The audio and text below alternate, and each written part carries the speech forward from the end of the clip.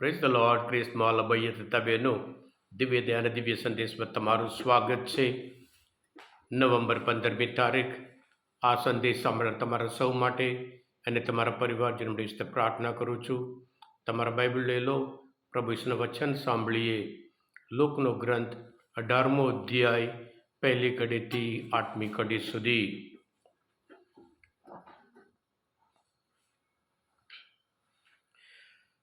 તમારે હંમેશા પ્રાર્થના કરતા રહેવું જોઈએ અને નિરાશ ન થવું જોઈએ, એમ સમજાવવા ઈસુએ લોકોને આ દૃષ્ટાંત કથા કહી સંભળાવી. કોઈ એક શહેરમાં એક કાજી રહેતો હતો. તે ન હોતો ઈશ્વરથી ડરતો, ન હોતો માણસની પરવા કરતો. એ શહેરમાં એક રાણી રાણ રહેતી હતી. તે આવીને કાજીને કહેતી, મારા સામાવાળાની સામે મને ન્યાય અપાવો. કેટલાક વખત સુધી તે તો કાજી તો ધ્યાનમાં ન લીધું, પણ આખરે તેણે મનમાં વિચાર કર્યો, જો કે હું ઈશ્વરથી ડરતો નથી, તે માણસની પણ પરવા કરતો નથી, તેમ છતાં એ મારો જીવ ખાઈ જાય છે, એટલે હું એને ન્યાય મળે એમ કરીશ, નહીં તો એ આવીને મને હેરાન પરેશાન કરી મૂકશે. પછી પ્રભુએ કહ્યું, આ બેઈમાન કાજી શું કહે છે તે સાંભળો. તો તે શું ઈશ્વર પોતાના વરેલાઓની, જેઓ રાત દિવસ એની આગળ પોકાર કર્યા કરે છે, તેમની વાત ધીરજથી નહીં સાંભળે? શું તે તેમને મદદ કરવામાં ઢીલ કરશે? હું તમને કહું છું, તે એ લોકોને વિના વિલંબે ન્યાય આપશે. તેમ છતાં માનવ પુત્ર આવશે ત્યારે તેને પૃથ્વી ઉપર શ્રદ્ધા જોવા મળશે ખરી? આ પ્રભુની વાણી છે, તે આપણો આધાર છે. ખ્રિસ્તમાં લબૈયા બહેનો, લૂકનો ગ્રંથ પ્રાર્થના માટે બહુ મુખ્યત્વ આપે છે. લૂક આ શુભ સંદેશ એવા સમયમાં લખે છે, લોકો પ્રભુ ઈસુની રાહ જોતા હતા બીજા આગમન માટે, અને સાથે સાથે એમના વિરુદ્ધ સત્તામણી અને પ્રભુ આવવામાં હજુ મોડું કરે છે, એટલે ધીરજ ગુમાવતા હતા. વિશ્વાસી અવિશ્વાસી થતા હતા. એવા સમયમાં લૂક આ શુભ સંદેશ આજનો આ 7 પાઠ લખે છે. તો તમારે હંમેશા પ્રાર્થના કરતા રહેવું જોઈએ, નિરાશ ન થવું જોઈએ.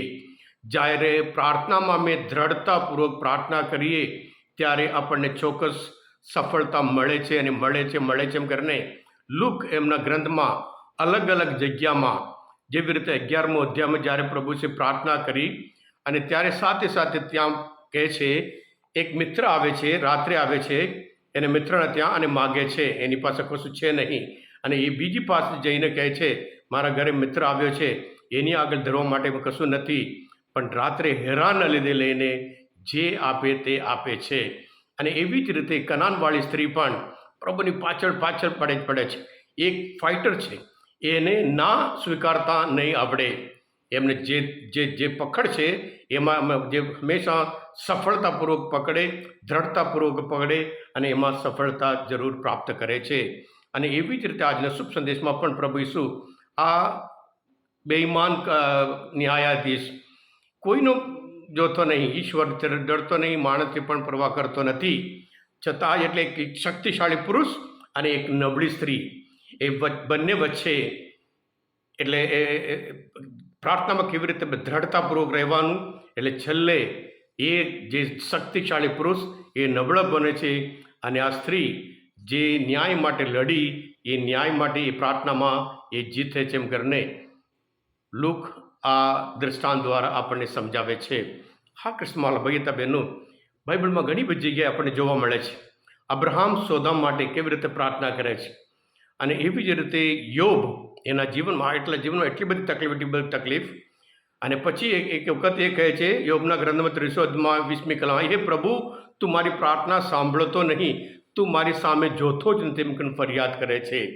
પણ છેલ્લે એ જ યોબના ગ્રંથમાં 42 મધ્ય 12મી કલમમાં પહેલાં કરતાં વધારે ડબલમાં યોબને આશીર્વાદ મળે છે.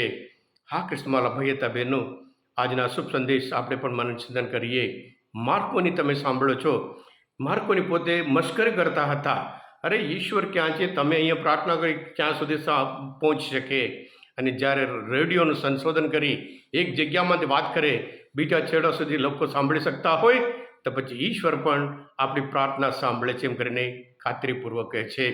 પણ ખાસ કરીને આપણે પ્રાર્થનામાં ઘણી વખત આપણે પ્રાર્થનામાં ઠંડા પણ નથી, ગરમ પણ નથી, આમ નામ પૂરતું ઢીલા પણ પ્રેયર એક યુદ્ધ છે. પ્રેયર એ લડાઈ છે. લડાઈમાં આપણે ચોક્કસ જીતીશું એમ કરીને આજના શાસ્ત્ર પાઠ દ્વારા પ્રભુ આપણને શીખવાડે છે. હા ક્રિસ્માલ ભાઈ હતા બહેનું, રોમના ધર્મસભ્ય હતા 12મી કલમમાં પણ પાઉલ કહે છે જ્યારે આપણે ઈશ્વરે પ્રાર્થના કરીએ ઈશ્વર આપણી એક પ્રાર્થના સાંભળે છે એમ કરીને પાઉલ પણ આપણે ખાતરી આપે છે. હા ક્રિસ્માલ ભાઈ હતા બહેનું, આજના મનોચિંતન શાસ્ત્ર પર સમજવા માટે પ્રભુશ્રીને ઓળખવા માટે માધુ તૃપ્ત્યા હોય તમે પોતે દિવ્ય દયા દિવ્ય સંદેશ સબસ્ક્રાઈબ કરજો અને બીજા માટે પણ ફોરવર્ડ કરજો, કારણ તમે બધા આશીર્વાદિત છો, અભિષિક્ત છો. પ્રભુ ઈસુ હું તમારામાં વિશ્વાસ રાખું છું. બોલો દિવ્ય દયાનો જય. God bless you all.